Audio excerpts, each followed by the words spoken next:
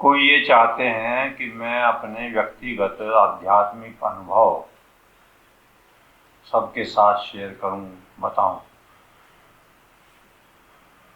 उसके बारे में विचार, कंक्लूजन्स, जिससे दूसरे लोग फॉलो कर सकें। इस विषय में ऐसा है, पहली बात तो ये है कि जिसको कोई अनुभव होता है,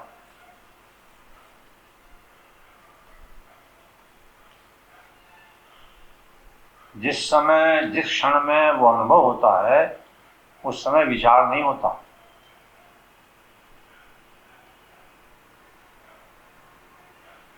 जब तक विचार होता है तब तक अनुभव नहीं होता। कहने का मेरा प्रयोजन ये है कि जिसको अनुभव होता है, यदि वो चाहे भी तो भी अनुभव को भाषा में नहीं बताया जा सकता, संभव नहीं, हो ही नहीं सकता। ये अनुभव ज्यादा बड़ी बात है, भाषा छोटी चीज। पहली तो बात ये। दूसरी बात ये, ऐसा करने की चेष्टा करना उचित भी नहीं है, कभी नहीं करना चाहिए। डाइजेस्ट करने की चीजें होती हैं बहुत सी। और अगली बात ये कि उससे लाभ कभी नहीं होगा दूसरों को। जो अनुभव होता है उसे भाषा में नहीं कह सकते। कोई भाषा में कहे तो जो वो कह रहा है जिस भाव से, दूसरे उसका वो अर्थ नहीं समझेंगे। क्योंकि अर्थ तो सदा वही समझता है आदमी किसी भी बात का जो वो समझ सकता है। सबकी सीमाएं हैं बुद्धि की। जैसा बोलने वाला कह रहा है वैसा समझ में आना आवश्यक नहीं है, प्राय तो गलती होती है। और अगली बात ये कि इससे हानि होती है, क्योंकि अनुभव वैसा हम भी फॉलो करें रास्ते से भटक जाता है। क्योंकि अनुभव सदा अलग अलग होते हैं सबको, व्यक्तिगत, वैसा रिपीट होगा ही नहीं कभी भी। तो इसलिए ये सब बात तो मैंने बताई। एक दो बात वैसे व्यक्तिगत नहीं, सिद्धांत रूप में बताऊं।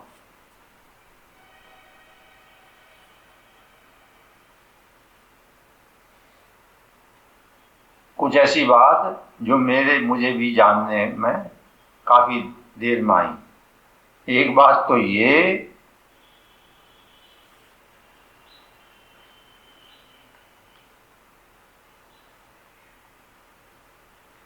कि अनुभव सदा जड़ता का होता है। चैतन्य का अनुभव नहीं होता। क्यों नहीं होता? चैतन्य को तो होता ही है, चैतन्य में तो होता ही है।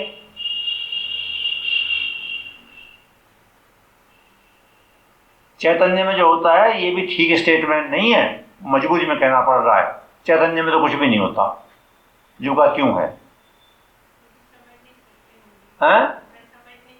कोई बात नहीं, जितना समझ में अभी आगे बात जो मैंने कहा, समझ में नहीं आने की बात हाथों हाथ प्रमाण हो गया। और जो दूसरे भी सुन रहे हैं भाई, उनकी भी तो इंटरप्रिटेशन अपनी है ना, सीमाएं है ना। वो उन्होंने एक बार बात बताई उपनिषदों में जो आती है, सदा ऐसा ही है, आगे भी ऐसे ही रहेगा। वो वाली बात कि देवता, दानव और मानव परेशान हो गए अपनी समस्याओं से। तीन ही वर्ग हैं, मानव, दानव, देवता। तीनों ही वर्ग, ऐसा सृष्टि का कुछ क्रम आया, तीनों ही अपनी समस्याओं से परेशान हो गए। तीनों ने विचार किया भाई क्या करें। तो उन्होंने तय किया कि चलो ब्रह्मा जी के पास चले। उनसे पूछे कि महाराज हमें उपदेश दो। तीनों ही मिलकर के ब्रह्मा जी के पास पहुंच गए। उन्होंने प्रार्थना की कि हे सृष्टिकर्ता, हमें उपदेश दो, हमें उपदेश की आवश्यकता है। सिंबॉलिक होते हैं, ये हमारे जो बातें हैं अध्यात्म की, जिनके अभी चित्त में यही पता नहीं ब्रह्मा जी हों है कि नहीं हो तो कैसे हो, कहाँ रहे हैं, ये कब घटना हुई या नहीं, अभी उनकी बहुत सी बातें बाकी हैं, बहुत ज्यादा। खैर, तो वो आती है कि ब्रह्मा जी उनसे मिले, उन्होंने समस्या बताई कि हमें शांति नहीं मिल रही, हम समस्याओं में फंसे हैं, हमें उपदेश चाहिए आपका। ब्रह्मा जी ने बात सुनकर के कहा अच्छा ठीक है, मैं उपदेश देता हूं। तीनों ही समुदायों को सामने बैठे थे। ब्रह्मा जी ने कहा द कह दिया, बस द, और द कह करके कुछ देरी बीती होगी, ब्रह्मा जी कहने लगे भाई जाओ, उपदेश जो देना था दे दिया, द। चले आए ब्रह्मा जी की आज्ञा वहां से। अब तीनों ग्रुप्स अलग अलग बैठ करके भी द, तीनों को ही द कहा, एक ही द। अब उसमें उन्होंने अपना बुद्धि लगाई। तो जो राक्षस या दानव थे वो इस नतीजे पर आए कि हाँ हम समझ गए दया का क्या अर्थ है, हम बहुत ही क्रूरता के काम करते हैं, दानव लोगों को सताते हैं। तो ब्रह्मा जी ने कहा दया करो, दया करनी चाहिए, हम बड़े नशंस क्रूर हैं। उपदेश समझ में आ गया हमारे। अब देवताओं के ग्रुप में बात चली, उन्होंने भी विचार किया गहरा कि भाई दा, तो देवताओं ने कहा हाँ हमारे समझ में आ गया कि क्या, कि हम भोगों में लगे रहते हैं, भोग प्रधान योनि है, अच्छे अच्छे भोग। तो ब्रह्मा जी ने कहा कि दमन, इच्छाओं का दमन करो, इच्छा कामनाओं का भोगो, दमन, दा का यह अर्थ। अब मानवों का ग्रुप सोचने लगा, तो मानवों के ग्रुप ने नतीजा निकाला कि हाँ समझ में आ गया। क्या आ गया कि भाई हमें लोभ बहुत है, लालची करते रहे और पैसा और पैसा। तो ब्रह्मा जी ने कहा दान करो।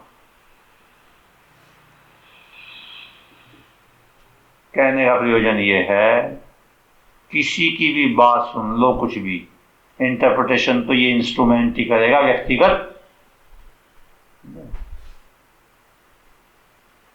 इसी बात को स्वामी जी महाराज ने एक बात और कही है इस संदर्भ में। स्वामी जी महाराज ये कहते हैं, जब भी कोई व्यक्ति कोई बात कहता है वो अपनी बुद्धि का परिचय देता है, उसके बोलते पता चल जाए इसका क्या बात है, बुद्धि का परिचय दे वो जब भी कोई बात कहे। खैर मैंने कई बातें इसलिए बताई, यह ठीक भी नहीं है, अपने ही उसमें लगे रहना चाहिए, खोज में, खुद के में। और हो ही नहीं सकता अनुभव, संभव ही नहीं है। अब एक बात आती है कि जब संभव ही नहीं है तो ये जो रात दिन उपदेश दिए जाते रहते हैं जगह जगह, आध्यात्मिक धार्मिक, ये क्यों? अब इसमें अलग अलग कारण हैं। कुछ तो बहुत संख्या तो इसलिए देती है कि प्रभावित करना चाहते हैं औरों को, उनके भी कुछ अपने अंतर जगत में कामनाएं रहती हैं, ज़्यादा शिष्य बन जाएं, ज़्यादा प्रसिद्धि हो जाएगी, नाम होगा आदि, और पैसा आए आदि आदि। लेकिन ऐसा भी नहीं है कि जिनको अनुभव सच्चा हुआ है वो नहीं बोलते, वो बोलते हैं करुणा के कारण। उन्हें ये पता तो होता है कि जो बात मैं कह रहा हूं, जिस मंतव्य से, प्रयोजन से कह रहा हूं, वो आवश्यक नहीं है सुनने वालों की समझ में आए, लेकिन इशारा तो हो जाएगा, उधर इशारा हो जाएगा। तो जितना हो जाए, करुणा के कारण फिर वो इशारा करते रहते हैं। इशारे से ज्यादा कोई कुछ कर भी नहीं सकता। खतरा इशारे में भी बहुत होता है, जो एक वो दिया है हमारे प्राचीन साहित्य में, इशारे का खतरा। इशारे का खतरा ये है कि जैसे बच्चा पूछता है कि पापा या पिताजी, माँ, चांद कहाँ है, चांद कौन सा होता है, तो वो कहती वो चांद। अब खतरा ये है, अब इसके बिना बताए तो चांद नहीं बताया जा कि वो चांद बताकर, और खतरा ये है कि वो उंगली को चांद ना समझ ले, जिसकी पूरी संभावना है, समझे नहीं। उसने बोला चांद, चांद कौन सा होता है, कहने का बोला चांद। अब वो तो बताइए चांद ऊपर, लेकिन अच्छा ये चांद, हाँ, ये खतरा बड़ा भारी है। इसलिए फिर धीरे धीरे मौन होना सबसे उत्तम रहे। मौन, जब समझ में आने वाली बात होगी आ जाएगी, जितना इशारा होगा उतना हो जाएगा। क्या बताए कोई किसको, जिसको जैसा है वो सही, वो तो समय निकालने की बात होती है, क्या करा जाए, जैसा स्तर होता है। मैंने बताया इनको, जब मैं वहां वकालत करता था अलवर में, तो एक वकील साहब ने बात बताई, ट्राइबल एरिया के आदिवासी कोई झगड़ा वगड़ा हो गया, उसके प्रसंग में वो आए वकील करने के लिए। उन्होंने उनकी बात सुनी कि भाई ठीक है, जो तुम्हारा समस्या है उसके लिए करते हैं उपाय जो भी है। उसी समय जब वो बैठे बता रहे थे, तो एक हाथी गुजरा बाहर को सड़क पर। वो आदिवासी हाथी को देख करके वकील साहब से कहने लगा कि यू हाथी है क्या, कि जी एक बात बता दो बीच में, क्या हाँ क्या, कि यू जो है यू हाथी है क्या। उन्होंने कहा हाँ भाई हाथी है। मतलब उसे पक्का नहीं, हाथी देखा नहीं था कभी, सुना था कि ऐसा बड़ा हो, इस तरह का हो, ये हो वो, उसे शक था हाथी के बारे में भी। अब हाथी के ऊपर वो ओहदा रखा रहे बैठने का, वो रखा था। तो उसने फिर अगला सवाल उठा दिया आदिवासी ने कि इस पे यू क्या है, इस पे यू क्या है। अच्छा तो वकील साहब समझदार व्यक्ति थे, उन्होंने इसका जो जवाब दिया वो हम लोगों को सुनाया। वहां से सब वकील कहने, जैसे ही उसने मुझसे ये पूछा कि इस पे यू क्या है, तो मैंने ये कहा अगर ऐसे पे ऐसा ही हो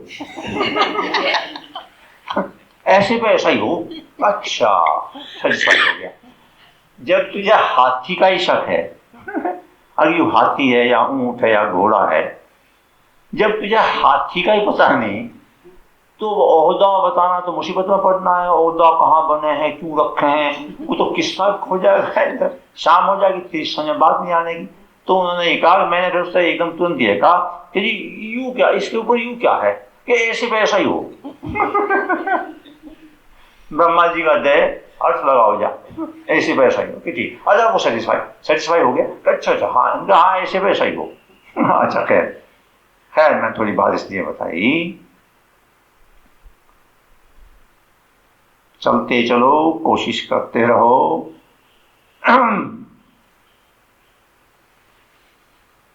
वो भी एक स्टेज होती है, यहाँ पढ़ना, वहाँ पढ़ना, ये पढ़ना, उसने क्या कहा, उसने क्या कहा, उसने क्या कहा।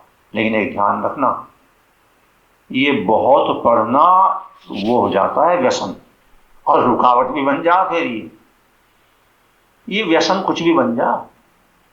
बहुत लोगों को ये व्यसन है, अभी यहाँ उस संत का सत्संग हो रहा है और ये परसों खत्म होगा, और परसों फिर वहां चल देंगे, उसका वहां हो रहा है और वहां निमटानी, और वहां चलेंगे, इसमें ही लगे रात दिन। खैर,